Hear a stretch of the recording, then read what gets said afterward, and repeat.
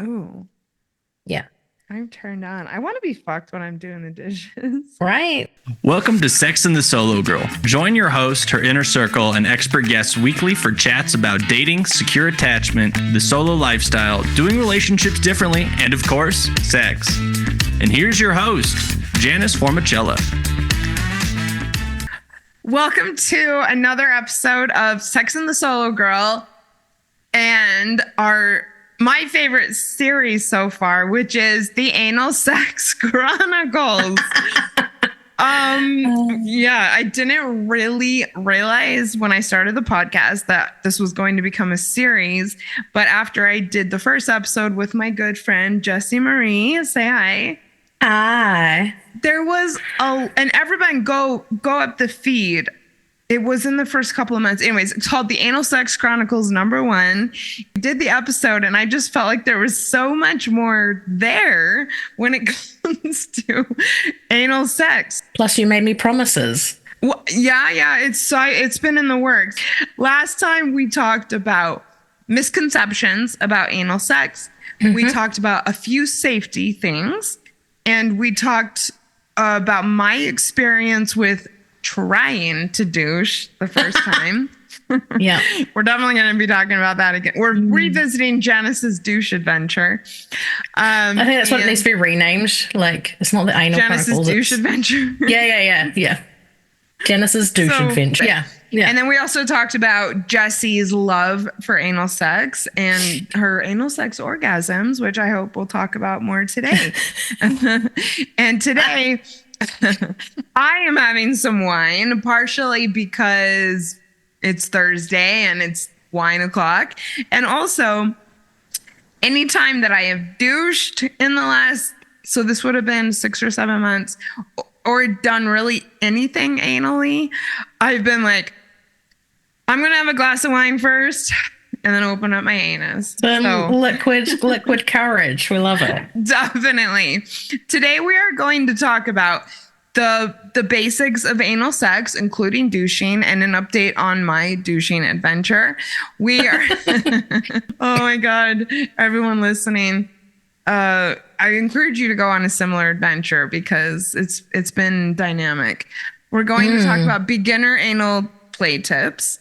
And we're going to talk, including a little bit about a prostate massage, which I had a really cool experience with recently. Oh, cool. Yeah, no, it went really well last night. I'm here with the biggest smile on my face because my partner and I knew this episode was coming up. And so we decided that we were going to give it a go. Yeah, explore some things together last night. And I'm going to tell you almost everything. There's something I'm going to tell you and not the rest of the world. But then we are going to graduate. We're going to graduate. Damn. Anal fisting. We're going to... Girls. We're going to at least talk about it. It's a goal of mine. Let's just, I'll be real. Please do. Because you fascinate me. Glad. Like, very much so. Anal set or anal play basics. Mm-hmm. Jess, can you maybe give a couple? Like, if you've never played with this before, then we'll get to douching and we'll talk about my experience with this. So, anal sex, you've never done it before. A couple tips. Don't just slam it in there. I found it impossible last night. Don't do that. A couple of things that are really important. Lube. If you can get a silicone lube, amazing, but you don't use them with latex condoms because they break down the condom. So if you're going to use a condom, just use water-based lube, but you'll have to use it regularly because the water will absorb, whereas like silicone will stick around and you'll need less. And for anyone listening who is into anything that I cover sexually, you need to have a little supply of different types of lubes that you will use depending on what type of play you are engaging with. So make sure, that you got a variety. Yeah. So the guy that I play with mainly with anal, him and I are fluid bonded. And for people who don't know what that means, it's without a condom. So there's no barrier there. We get tested regularly. We're honest. We know what's going on. And so we use silicone lube over water based because again it lasts longer. It doesn't absorb into the skin as much, so you don't have to use as much of it and have to be reapplying as much. But lube is key, even for like normal, quote unquote, normal P&V sex. Use lube. I don't know why people are against it. Like, I'm not against it, but I'm getting wet. I don't know if I'll put that in. No, I know, but like not everyone has that, you know, and like you go through of course, yes. or like lube whatever. It up. Even if you do get wet, there's so many different types. Like I've got a hot one, there's cold ones. But for basic stuff, I would just get like a basic water and a basic silicone. There's a really good one, and I'm not paid to promote it, is Uber Lube. They are fantastic. And you just need a little bit. Goes a long way. And the other thing is just breathe. Like, and take time. This is fantastic. Slow down, right? Like start with just like a touch with a fingertip on the outside of the anus, right? And just slowly massage. Like you don't have to just go straight away. You want to like be slow, take the time.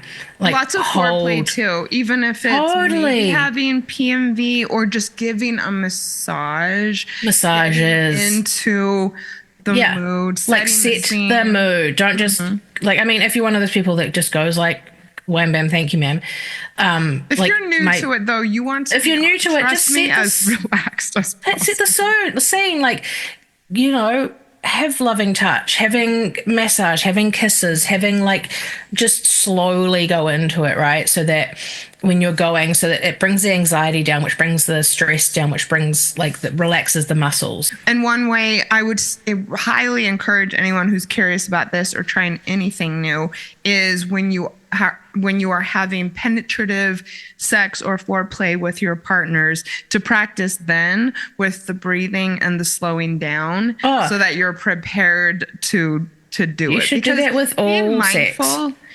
And concentrating on your breathing is something to learn. Yes, I'm reading a really fantastic book at the moment, side note, called Sizzling Sex for Life, and amazing. Yeah, he talks to this all the time, is like slow down, massage, like get into the mood, set the scene, like very much stuff. Because when we get busy, you know, day to day, everyone just rushes through it, but it'll be great, but it's not going to be fantastic. It's not going to be sizzling. I'm wanting to train in the erotic blueprints. And so once a month we have like a community call.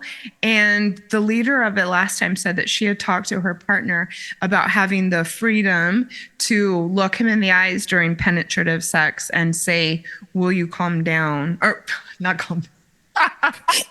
Will you calm down? Will you slow down like this amount? And that has been something that's really helped this couple. And I've been playing with that.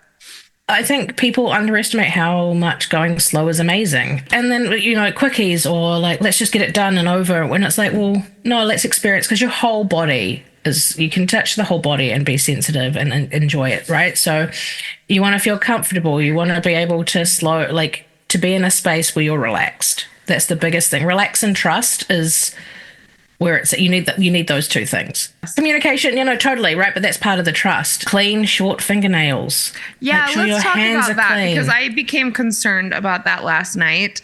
So let's get into a little conversation about hygiene and fingers. So I was a little concerned. Yours look short. I was they're short, yes, but still I was asking him a couple times, like, do you think that this is okay? You're gonna want clean hands.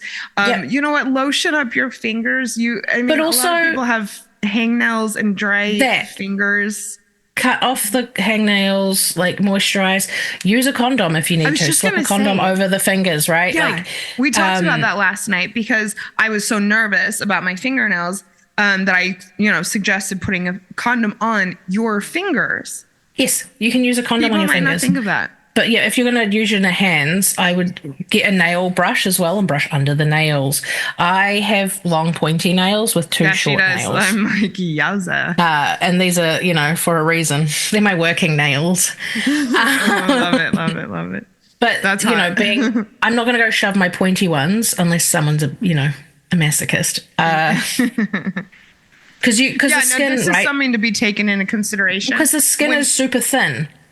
You feel you can tear it. everything. So I think the bottom line is that it actually really does take prep, especially if you're curious about exploring it, especially if you're doing it for the first time. Think about all of these things, please. Yeah. And I've talked about this on the show a few times, and Chris and I had a conversation about it last time. And that was that my first experience with anal sex was a little bit surprising. I was seeing someone, I was in a throuple, and I was young. I'm not mad at him for this at all. He didn't really prepare me. He wanted to do it, and I didn't think it was a consent thing. I'm looking back, I'm not upset about it, but I wasn't prepared. I thought like, this is what he wants. This is what we're doing. I don't know. I was into seeing what it was like, but yeah, no lube, and he was. I didn't know. I mean, seriously, I was early 20s. I know. Yeah, I know he was significantly older, and so maybe he should have known. But yeah, like I said, no lube, no prep mentally or physically. And I bled. Everyone, I am all about anal play. You would have torn. I might have, because there was if you were bleeding, and when I showered, it was like coming out. Yeah. Yeah, then you tore. He tore inside of you because you didn't use lube. There was friction. And like I said, I'm not angry about it, but I now, absolutely not. But in hindsight, yeah. And I'm just saying, it can be amazing. I'm still not sure if it's my thing. I remember the first time I had anal sex and I felt like I was pooping backwards. I kind of felt like that last night, but along the lines of prepping, let's talk about for some reason, one of my favorite topics, and that is douching. Okay, so Jess, what is douching? Why is it important? And then I'll talk about my experience. So douching is, and don't do this vaginally. You should never douche vaginally. No, you know what? You really shouldn't. This has been the advice for a couple decades now. You do not need to put this in. Do not douche vaginally. But douching anally basically is a bulb that you put lukewarm water into. It has a nozzle, and then you insert the nozzle. You can use lube with this as well. Oh, I would highly recommend it. Use a little bit of lube on the nozzle, insert it up the rectum, squeeze the bottle of water. Or if you've had an enema, or if you've had a colon cleanse, which was really popular like 5, 6, 7 years ago, everybody was going to get these colon cleanses. Okay. I had one actually and found it quite interesting. Cleansing? But what? Cleansing? It was. Yeah, it was fascinating actually to like see what was coming out. Anyways, so the purpose of this is to expel things from your rectum so that you have a much cleaner experience, because you are putting things up your butt. It can get messy. I mean, seriously, let's just be real, everyone. Yeah. If you're not used to it, if you're used to it, maybe my friend Kels says that they don't clean beforehand or douche. But if you're new to this, it can be quite confronting to have. Yeah, I think it's really important to getting into that mental headspace, right? Is knowing that being comfortable. For me, it's a big thing. Is like, I don't want to make it's one of the reasons I still struggle mentally with like ass to mouth and rimming and stuff like that. It just, for me, is in my brain, it's like a hygiene thing. And I'm like, I'm not going to yuck someone else's yum. I'm like, go for gold, do it. Awesome. If you want to do it to me, completely. Cool. But my brain just like errors on putting my mouth near a butt. Because we've been taught from a young age, right? Like, you don't do that. It's hygiene. Don't put your mouth by someone's butt. Don't do that. But like, if you are, awesome, go for gold. I'm not. I actually kind of like that. It's just like on the edge enough. It's kind of become my thing, but I'm clean. It is just like after a shower in the morning. Yes. I'm working on my mental state around giving, right? And I have a story to share about my latest ass to mouth, because I've done it now. So excited. Done it now. As far as douching goes, if you don't mind, because I am trying to learn how to do it. I think it would be helpful first for you to say, so you insert the nozzle. And Yep. then you push the Squeeze water the inside bottle. of you. Yep. And then what are you supposed to do then? Then you clench. I would hold for like I would sit over the toilet, and hold for as long as possible. Okay, so you're clenching your anus. Butthole. Okay. Anus. Okay. Perfect. I'm not going to using clinical terms. Your butthole. Okay. You clench. So you're Just closing clench. it. Yeah, you're holding it in for as long as possible, and you'll know when you want to expel because your body will just Okay. be like, nope, and like it'll expel it out. Clench and you close it up, and then you take the nozzle out, and then you hold it in. Yes, generally your rectum won't be fully open, so you a little bit of clench, but you don't want it. You don't want to be struggling to pull the nozzle out. Do you know what I mean? Yes. Yeah. So pull it out and then just hold it in. Hold the liquid in. Awesome. So I almost got there. So my story is everybody again go to listen to Anal Sex Chronicle #1. Because I've been curious about this. One of my best friends is a lovely gay man here in the Denver area. And for my birthday in May, he got me a douche. And I, having never douched before and not knowing any better, was about to try it out. I'm holding it in my hand right now. And so I told Jess and another one of my gay friends, I'm really excited to try this. Never done it before, like kind of stay tuned type of thing. And right before I did it for the first time, I just casually sent Jess and my friend Erin a message, just like, wish me luck. Like, I'm about to do it. And within minute, both Jess and Erin text me back.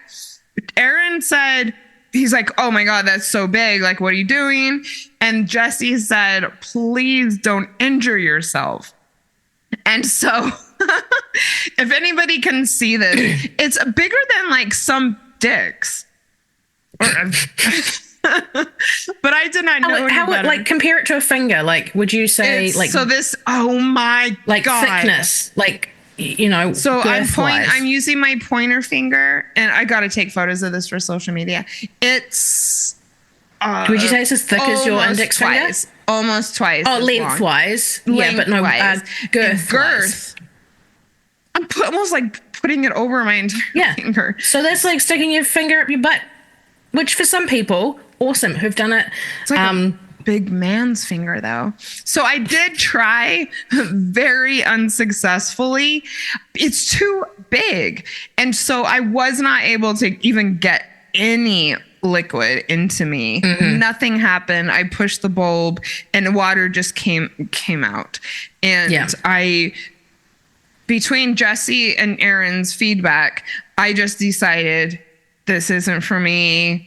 And that before I did the next Anal Sex Chronicles episode, I would get a different douche, which is another which one. Is tiny. I'm holding a normal douche in my hand, and I would say this douche in my left hand is 10 times bigger than this.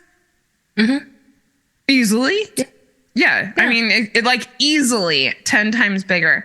So I went to the sex. Seriously, I don't know what Nate was thinking. This is likely from his experience, right? So I guess, yeah, having been, having anal sex for because I've used one like that years. Before. Yeah, I've used one like that before, and I've used bigger because you don't even just have it on a bulb. You can get ones that attach to your shower. Like you screw the head off, and then you screw the douche on, and you can insert and have running water go in. It's a different experience, and it's I was gonna say start small. Yes, please. So I went into the sex shop the other day, and you can get these obviously online, even on Amazon. I went into Adam and Eve, which is the sex shop here, which I love. Like, seriously, shout out to Adam and Eve Denver. Probably my favorite sex shop I've ever been to. Just like people know you, and it's like clean and sleek, and I don't know. So I went in there and I said that I wanted to buy the smallest anal douche that they had. And that is what I've got here in my hand. So then I went home and I tried it again. And yes, reading the instructions like 10 times. You put warm water in the bulb. And then, so I tried it both laying down in the shower because I was so new to it and just wanted to make sure the water could get in. And so this is why I'm asking Jessie so specifically about holding your, closing your butthole, because I didn't do that. So I felt all the fluid, the water come in, which is kind of a cool feeling, I have to say. And then I took it out and the water came out, which still felt really good. And then I did try it one more time. Everybody, you say not to overdo it, right? So yeah. What does that mean? You shouldn't overdouche. I think someone said to me once, and I don't know accuracy, like don't do it more than like 3 times a week or something, because you can mess with your internal I was system. very sure that I had not done it correctly. And so then the second time I sat on the toilet and held it in a little bit more. And this is when I text Jess, because I'm just going to say it. I did have some fecal matter come out, but it wasn't a lot. I find with this, like a lot of it, if you've got good diet, like if you're eating consistently, right, and you have regular stool motions, yes, you'll usually not have a lot hanging around anyway. Times. But doing this just allows any sort of residue to come out. I mean, other things happened, which I'm not going to talk about, but because it's kind of embarrassing. But so I was like, okay, I've done it twice, go to sleep. And it was funny because when I woke up the next morning, it was seriously the first thing I thought about, because I'm regular. I go in the morning. And so I did try it one more time. Everyone, this is me experimenting, trying to get it right even once. So don't do 3 times in 24 hours. But I just had a feeling. And so then I did it then. And I read the instructions again, thought about it more. And that time I expelled. That time I expelled all of the stuff. Oh, yeah. It was really interesting. Yeah. And I was kind of happy too. It was just like, yeah, we're finally douched. Yeah.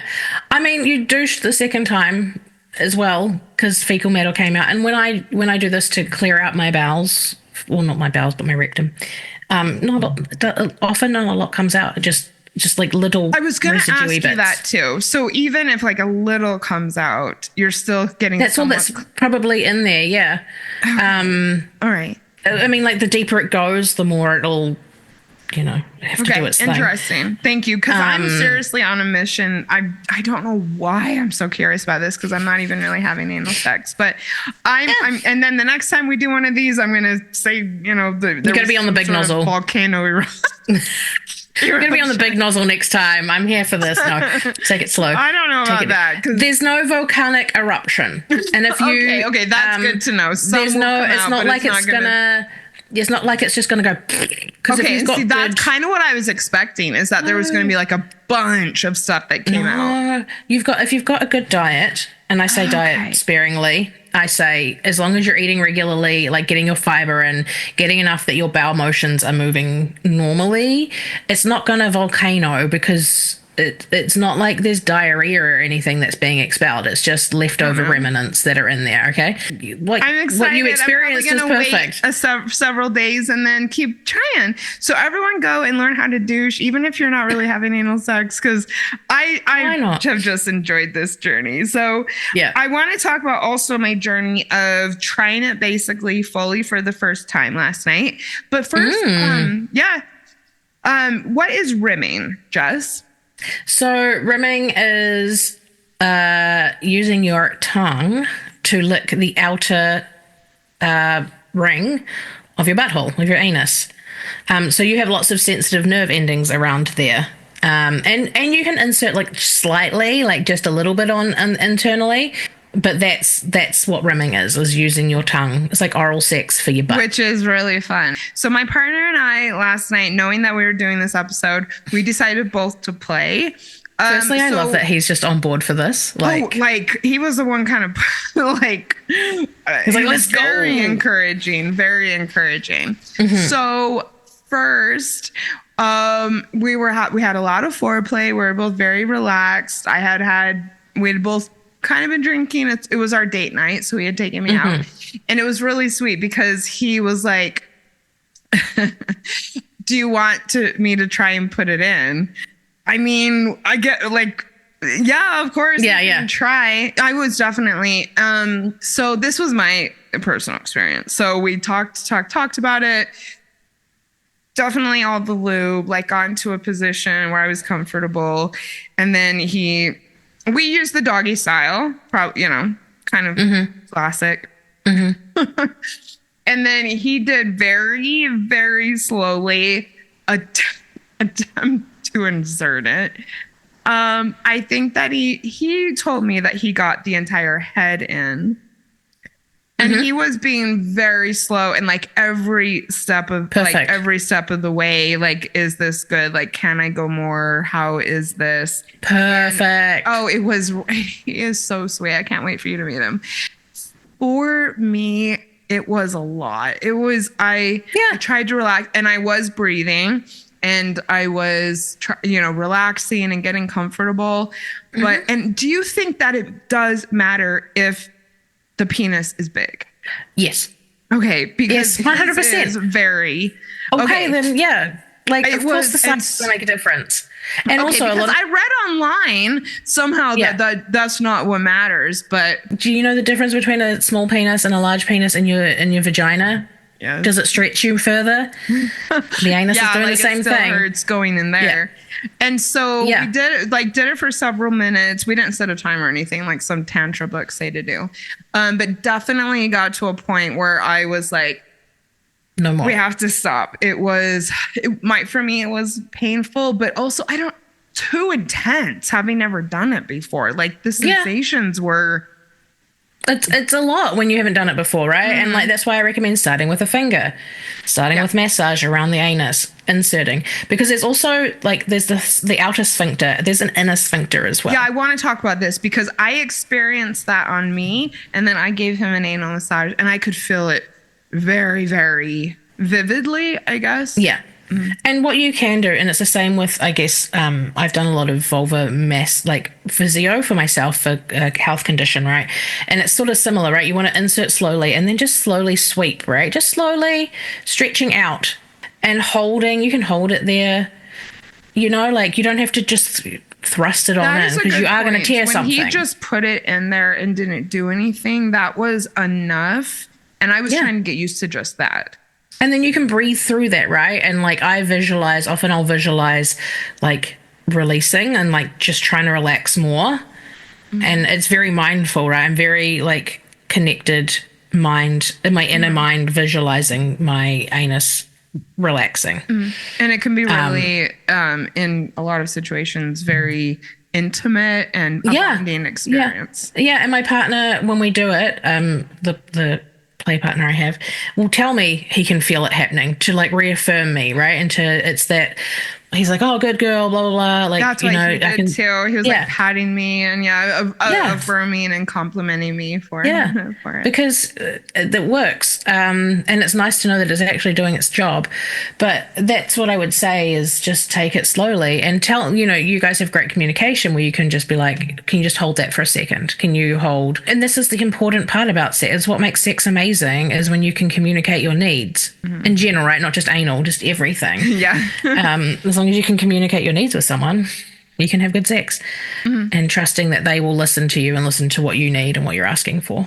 Because it's a big deal to do these things. Yeah. So after that experience, and also I have to really say to the audience, I'm not sure that this is my thing because it was just a lot. And we're not on here saying like you have to try this in any way. If you figure out that it's not your thing, that's cool. I definitely told him I wanted to try again, but I'm not really sure that I'm going in Jessie's direction. Could I say it's not for everyone? And that's fine. I was actually talking to Aaron again today, and he's like, he said, it's not, if it's not your thing, he's like, that's totally cool. And he even said like some gay men, he's like, I have friends who don't like anal.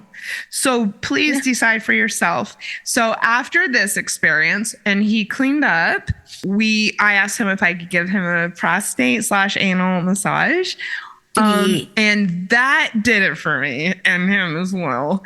Because they have a lot of like, oh my God. Internally. I was so happy. So, and we talked about whether or not I was going to use gloves or a condom. He said that for him, it was less intimate. And so it was cool. I was actually cool with that as well. So I had read, okay, so everyone, I am reading a book called The Art of Sexual Ecstasy. And the last chapter was first on how to give a penile massage. And immediately after it said, for the man, if you're in a hetero relationship, the next thing after learning how to massage his cock was for the woman to offer to give a prostate/anal massage. And she says, when the prostate has been healed and stimulated, many men can experience an explosive type of orgasm. Because this type of orgasm happens through penetration by the fingers of the woman, in this case. It can open a man to the more feminine, respective aspects of his nature, generating a deep, subtle, whole-body orgasm. So I'm so curious. As a result, men need no longer feel they are being left on the outer rim of sex. As their female partner moves deeper, I might take that out. As the female partner moved deeper from the clitoral to the vaginal orgasm, men can move from the penile orgasm to a deeper, subtler, explosive type of orgasm involving both the penis and stimulation of the prostate. So because this was, right before we are recording this, I just happened to come upon this. I gave this as an offer to him and he was receptive to it. Amazing. So I did exactly what it says in the book. She gives very clear instructions. And I did feel the prostate, which is a chestnut-sized spongy aspect of the anus. Do you want to say anything about the prostate? It's another erogenous area. It was rocking his world.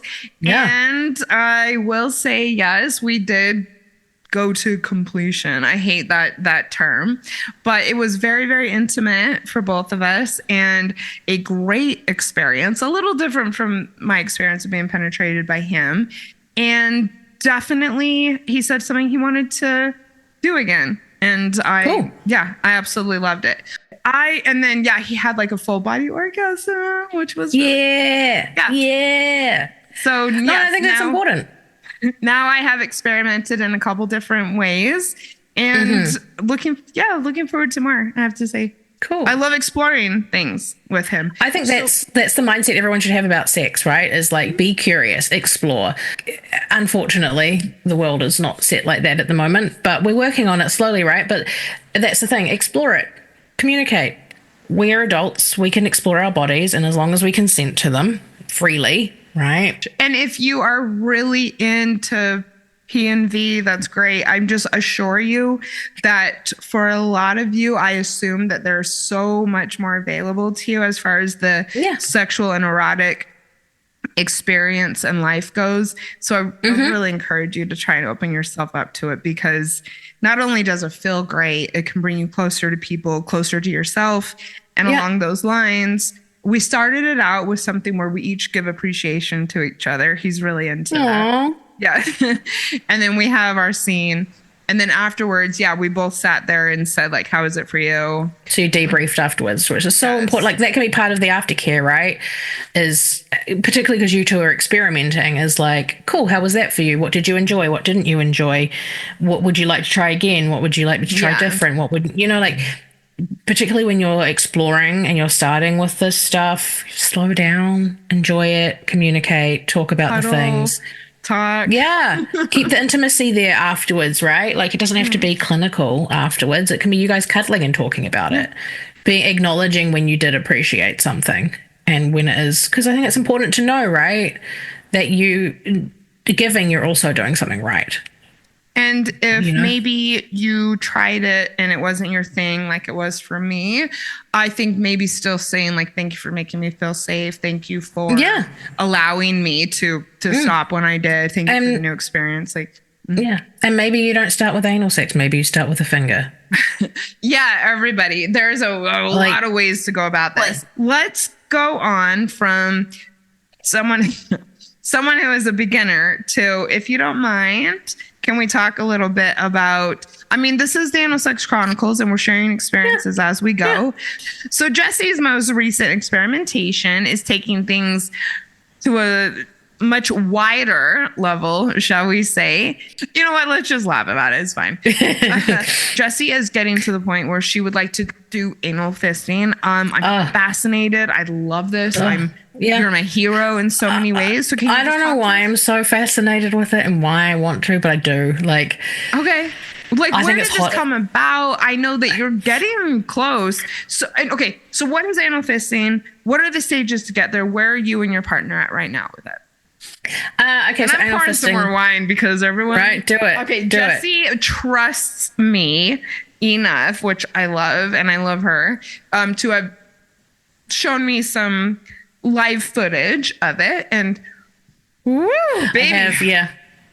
So anal fisting is what it sounds like, fisting of the anus, right? So you're eventually getting the whole hand in there and using your hand instead of a penis. Mm-hmm. And everybody, I mean, I don't think that probably everyone listening knows that fisting vaginally is also something that a lot of people enjoy, strive for, want to experiment with. Yes. So I think what a lot of people think fisting is initially is like a closed fist, and it's not. You want to start with like a duckbill hand. Some people think it's this, right? Some people think fisting is used, and you can get to this internally, but you want to start with like a duck beak sort of hand. So your fingers are all like closed together, because if you think about it, that's a smaller width than say this, like a closed fist.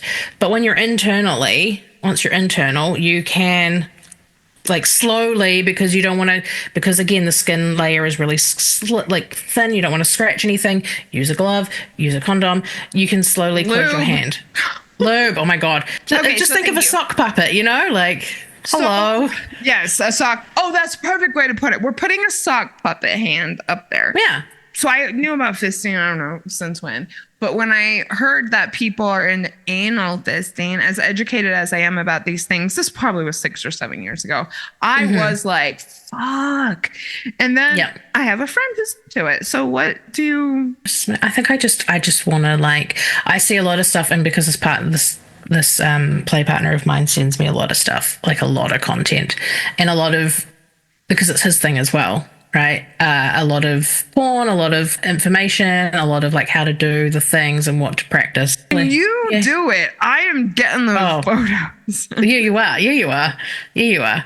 Again, how you start all anal stuff, you're not going to shove the whole fist in there, right? You're going to have, hopefully at this point, been massaging, been using a penis, been using a toy to start stretching out the area. Yeah. So you're already ready to go. Jessie sent me some photos, and what I would definitely think a lot of people in the audience would relate to, or at least know about.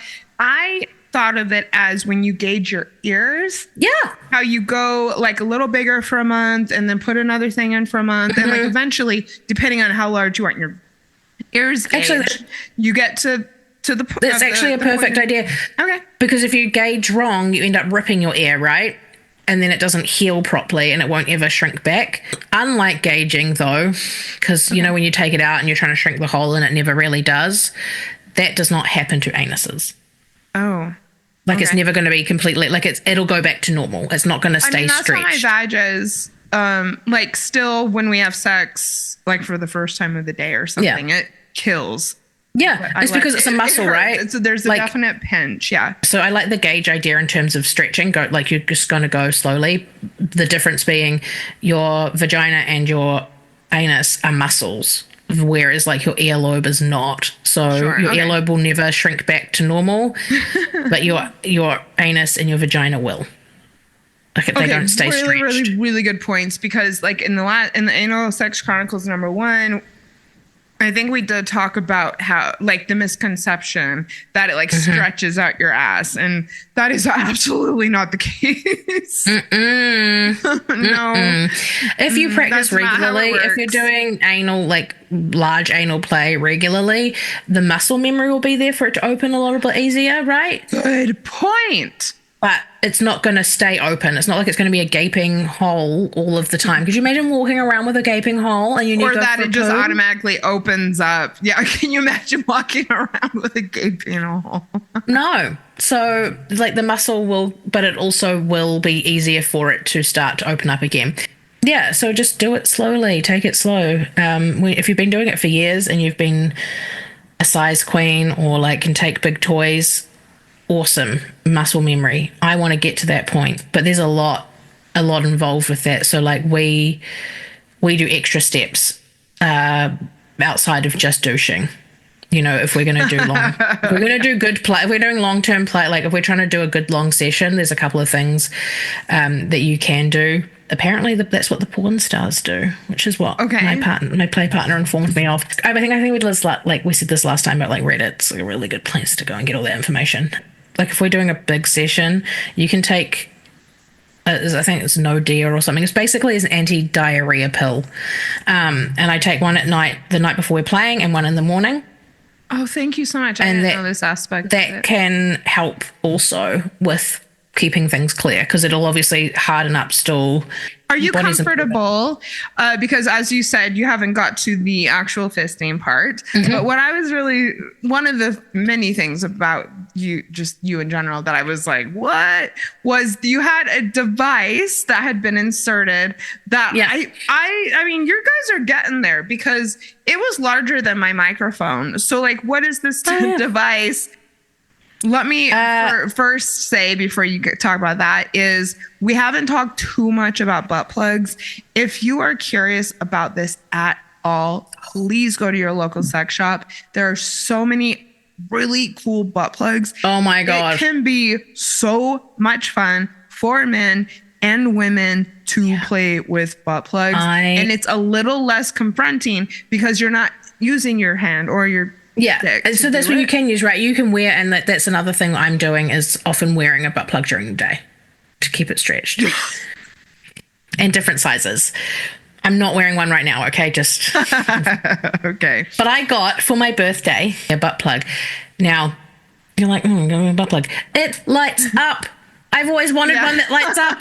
So now you can actually see the, like, you know, not the sunshine out my ass, but I'm a party. Cute. Awesome. And I will highly, highly, highly recommend for either the penis owner or the vulva owner is putting in a butt plug and then having penetrative sex. Oh my God, yes. Well, that's DP. Then you're being double penetrated. Awesome. Tips with butt plugs: always make sure that the base is wider than the stem. And nobody should be selling it otherwise, but you still need to pay attention. Lord. Yeah. Also the width of, like, the thickest part or the widest part of the butt plug. Make sure that the base is bigger than that as well, because once you're stretched, right, it's easier because your butt pot, like, is going to pull everything in.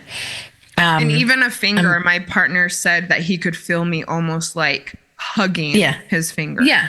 So always the base needs to be wider than the stem and the thickest part of the butt plug. You get training butt plugs. Yeah. And so, like, tiny ones for me now are no good. So they're great to play around with and like shop for, and there's different ones. Like, you can get glass, you can get the glass ones that like are ribbed and stuff. So many different ones. I have one, and I think I've told you, it's a cone. I'll have to find it one time and take a photo for you. It's a cone shape with like a handle on it, and it's ribbed. And so I just imagine being Jack in the Box. Yeah, but you talked about how you could rotate it. Oh, again, you are my hero. Wow. See, that actually appeals to me. That sounds like an interesting sensation to have it. You row it. You like rotate it like a Jack in the Box. Rotate it inside of you. Yeah. And I would also, like, because then you can play with temperatures as well, right? We can heat it up. You can cool it down. Cool. Yeah, that's awesome. Yeah. So what there's is a lot of the fun. device? So I should have grabbed it so you can have a look. But basically, it's a butt plug, right? That has 3 areas. So it's not a solid butt plug. Which again, you just want to be careful when you're inserting because like things can pinch and such. That is attached to a bigger circle where you can stretch the mechanism by twisting screws. Yeah. So like there are 3 separate bits that go into the butt, and then that way they're attached to a pin, and you've got a nut, and you just screw them, and it opens it up slowly. And you kind of want to do them evenly, right? So you start to stretch. It's so much fun. Yeah, So and then much he fun. put it in you, but then he was also kind of penetrating you with it. Yeah. Well, yes, a little. My body also just reacted to it and had an orgasm with just purely, like he was holding it in so I wouldn't shake it out. That was more of what was happening in the video. Oh, gotcha. What is an anal orgasm like? I know we've kind of talked about this, but it just seems so far out of my reach. It's so earthy. Like it's just, it feels, you know, when you have a clitoral, it's like a peak and then a crash if you get like a big one. This is the opposite. It just feels so like earthy. It feels so like guttural and just like primal. It's insane. And I shake, like just convulse basically. And then that self lubricates because I can't, like I ejaculate. That is so I'm pretty sure I said in the last one. Well, I'm pretty sure I said in the last one, but when we did some early anal play stages, I managed, he wasn't even doing anything by the end of it. He didn't inserted anything, but we were just at the beginning. I came like 7 or 8 times and it went through 7 layers. It went through 7 layers of bedding. Yeah, I remember you telling me about this. Even guys have said that like anal orgasms feel different to penis orgasms. So again, that guttural, like real deep, yeah. Or it's play just different. With doing both at the same time. Yeah. Oh my God. I'm fired up about so many things right now. Just to reiterate, like take it slow, set the mood, use lube. Please use lube and go slow. Please talk about it ahead of time. Yeah. It's not something you want to spring on your partner. Like set time aside for it. Be like, cool. Like, do you want to do that tonight or do you want to do it in a couple of nights' time? Like, so you're aware and you can prep mentally and physically. And this is something that, and you could even say that you had listened to this episode and that now you're curious about it and maybe have your partner listen as well and open up the conversation with something like that. Yeah. And do some research. Like, honestly, look into it. There are so many good resources out there.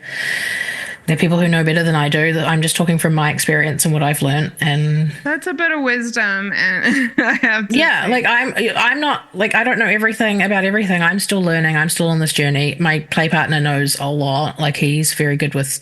He sends me messages, and I'm like, I'll get to that. Like I just don't have the capacity to read it right now. I like that about him. Like day to day, that he's that invested.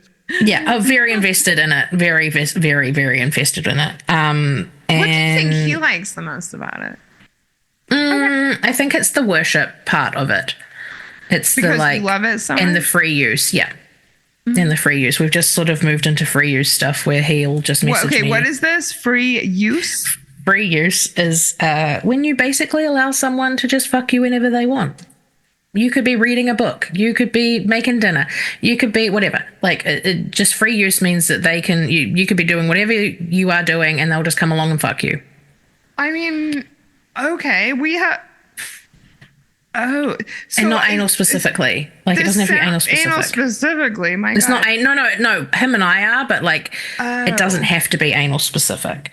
It sounds a little bit like a dom sub type of thing. Kinda. I am bringing this up with my partner because I say like blanket consent. Yeah, same thing. Blanket consent, free use.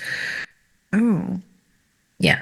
I'm turned on. I want to be fucked when I'm doing the dishes. Right, like, and so like he'll message me, And it's always on the like if I'm free, like if I'm at home and stuff, he'll just be like, "Are you okay with me messaging you and being like, I want to come use you?" And I'm like, "Yeah, of course." Yeah, of course. Okay, so like, what are you doing when this happens? What am I doing? Like, okay, the last time that you had free use, what was this scenario? I'm usually just at home hanging out. Like if I'm not doing anything in the evenings. He says he's coming over, and do you like get ready? He asks if he can come over, firstly, because, like, we've got our own lives. And the agreement is that if I'm not working or doing something with someone specific, then I generally just say yes. I'll prep if I need to. Depends on what hole he wants to use. Because we use 2, and neither of them are the vagina. Oh my God, right. Yeah. Oh, that's awesome. And we have not done an episode on oral sex. That is definitely something I've got experience with. So the Oral Sex Chronicles is something I've been wanting to do. Okay, free use. Love it, love it, love it. Anal fisting, love it. First timer here talking about her experience. Giving and receiving. Yeah, that's cool. I love that you guys did that. I love that you both gave and received and had that experience. And I think it gets rid of that stigma about it makes a guy gay if he wants to have anal sex. Pretty sure the only thing that makes a guy gay is if you have feelings for another human being that is also a male. That was something that I laughed about in the Anal Sex Chronicles #1. And you're like, if you love a man, not if you take it up the butt.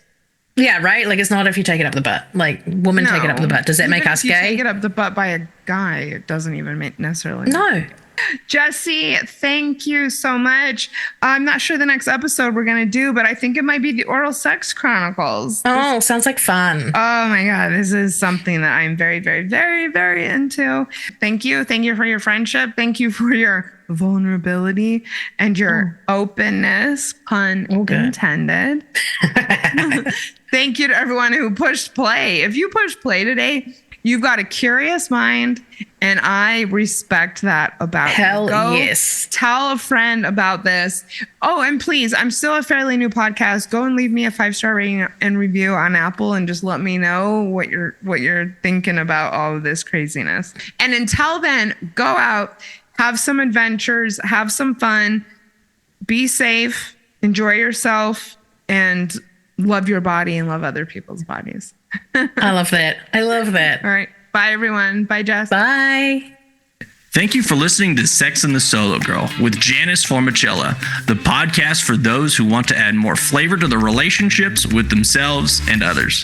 If you liked today's episode, make sure to head over to Instagram and let her know. See you next week.